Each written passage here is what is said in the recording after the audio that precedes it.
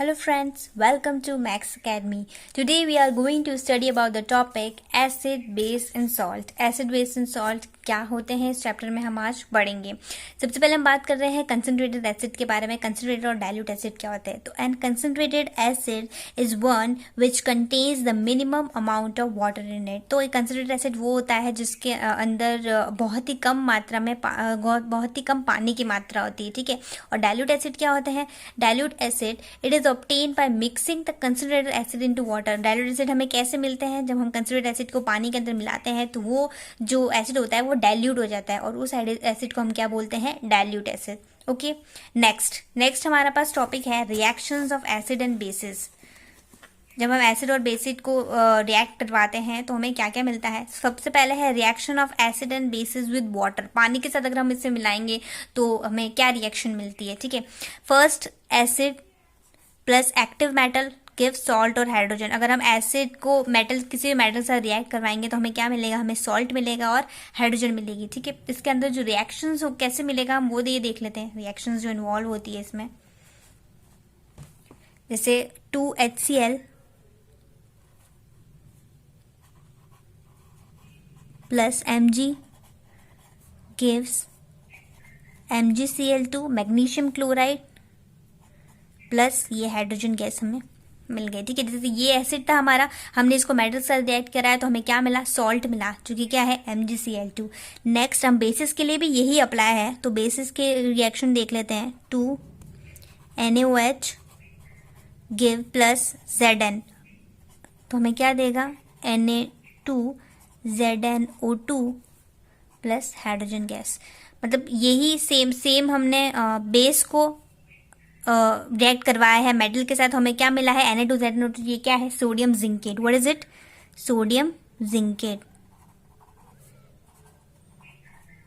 तो ये हमें सॉल्ट मिला है, सोडियम जिंकेट. ओके. तो इसमें क्या होता है कि a more reactive metal displace the less reactive metal from its base. ठीक है. एक ज्यादा रिएक्टिव मेटल हटा देगा उसके पोजीशन पे एक less reactive metal from its base से, उसके बेस से. नेक्स्ट सेकेंड हमारे पास है reaction of acid with metal carbonates. Reaction of acid with metal carbonates और मेटल कार्बोनेट्स और बाइकार्बोनेट्स के साथ ये कैसे रिएक्ट करेंगे वो देख लेते हैं हम.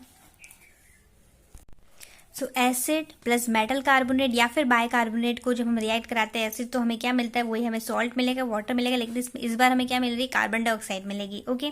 नेक्स्ट इसमें जो रिएक्शन इन्वॉल्व है वो हम देख लेते हैं. इसमें क्या क्या रिएक्शंस हैं. 2HCl इसमें भी वही प्लस कैल्शियम कार्बोनेट. इसमें कार्बोनेट रिएक्ट कर रहा है तो हमें क्या मिलेगा, calcium chloride CaCl2 plus water plus CO2. इसमें ये कार्बन डाइऑक्साइड गैस हमें मिल रही है. ठीक है. जब ये बाइकार्बोनेट के साथ रिएक्ट हो रहा है. सिमिलरली अगर हम रिएक्ट कर रहे हैं बेस के साथ H2SO4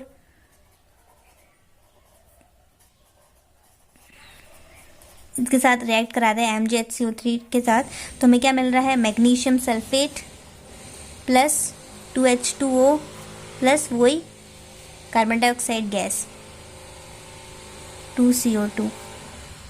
ठीक है. तो ये दोनों इसमें रिएक्शंस इन्वॉल्व होती है. ठीक है. दोनों ही केस में हमें क्या मिल रहा है, हमें सॉल्ट मिल रहा है. ठीक है. नेक्स्ट हमारे पास टॉपिक है न्यूट्रलाइजेशन रिएक्शन. न्यूट्रलाइजेशन रिएक्शन को हम इस तरह से कह सकते हैं कि जब भी एक एसिड बेस के साथ रिएक्ट होता है तो हमें मिलता है वही सॉल्ट और प्लस वाटर, तो उसको हम कह सकते हैं न्यूट्रलाइजेशन रिएक्शन. ओके. इसको हम न्यूट्रलाइजेशन रिएक्शन कह सकते हैं. इसमें भी जैसे दो पार्ट है कि रिएक्शन ऑफ मेटल ऑक्साइड या फिर मेटल हाइड्रोक्साइड, दोनों ही अगर हम एसिड के साथ रिएक्ट करवा रहे हैं तो हमें क्या मिलता है. सो रिएक्शन से समझेंगे कि जो मेटल ऑक्साइड जो होता है वो बेसिक इन नेचर होता है. ठीक है.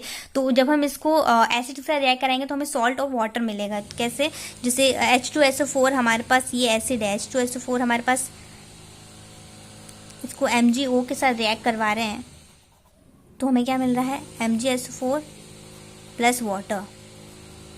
तो यहाँ पे क्या था, ये एसिड था और MgO मेटल ऑक्साइड जो है वो एज अ बेस की तरह काम कर रहा है तो हमें ये क्या मिल रहा है यहाँ पे, सॉल्ट मिल रहा है और प्लस ये वाटर है, ठीक है। Second, reaction of non metal oxide with basis, इसमें जस्ट ये उल्टा होता है कि non metal oxide acidic in nature होते हैं, जो जब भी वो किसी बेस के साथ रिएक्ट होंगे तो हमें वही मिलेगा सॉल्ट और वाटर, ठीक है।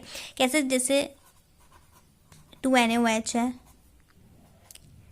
ये हमारे पास बेस हो गया, ठीक है, और ये CO2 ये बेस है, ये किसी भी ऑक्साइड के साथ रिएक्ट कर रहे हैं, जैसे कार्बन डाइऑक्साइड के साथ रिएक्ट कर रहे हैं, तो हमें क्या दे रहे हैं, Na2CO3 प्लस H2O, मतलब ये सोडियम कार्बोनेट हमें दे रहा है, सॉल्ट मिल रहा है और वापस वाटर मिल रहा है, ओके। ये थी तो हमारी न्यूट्रलाइजेशन रिएक्शंस थी।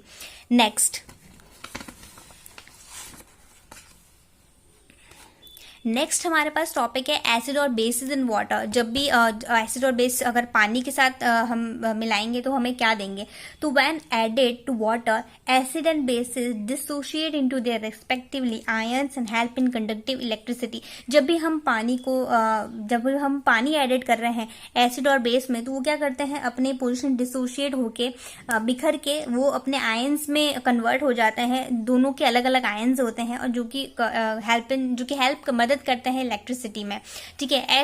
एसिड जो होता है, एसिड हमें देता है H+ एक्वस आयन देता है वाटर के अंदर, और बेसिस जो होता है generate hydroxide OH ions in water. तो ये दोनों में डिफरेंस है, एसिड जो हमें H+ आयन देगा और बेसिस जो है वो OH हाइड्रोक्साइड आयन देगा, ठीक है, हाइड्रोजन आयन, और ये बेसिस हाइड्रोजन आयन। इसमें एक और टर्म भी हमारे पास ये है कि bases which are soluble in water called alkalis. Base हमने पढ़ लिया था कि बेस जो होता है वो most of them are insoluble water. अगर बेसिस हम एल्कली की डिफरेंस की बात करें तो बेसिस क्या होता है, bases most of them are insoluble water, और एल्कलीज क्या होती है, एल्कली एक एक्वस सॉल्यूशन होती है ऑफ किसी भी बेस का, ठीक है। और इसमें भी सेम OH आयंस ही प्रोड्यूस होते हैं, एल्कली में भी क्या होते हैं, सेम OH आयंस ही प्रोड्यूस होते हैं, जैसे बेसिस में होते हैं वैसे, ठीक है, OH आयन प्रोड्यूस होते हैं। और ऑल एल्कली आर बेसिस, इसमें हम ये ध्यान रखना है हमें कि all alkali are bases but not all bases are alkali. सारी की सारी एल्कली बेसिस तो होती हैं, लेकिन सारी की सारी बेसिस जो होती है वो एल्कली नहीं होती हैं, ठीक है। Thank you.